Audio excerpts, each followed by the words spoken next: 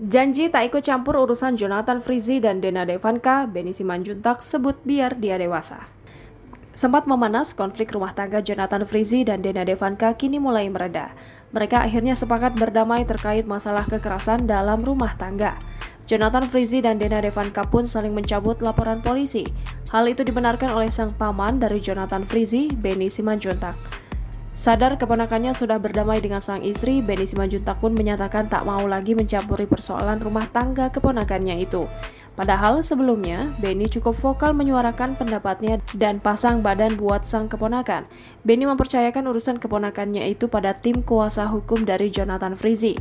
Sebagai paman, Benny ingin keponakannya itu menyelesaikan sendiri persoalan rumah tangganya. Dia pun percaya Jonathan Frizzy bisa mengambil keputusan bijak. Jangan lupa subscribe, share, komen, dan like ya!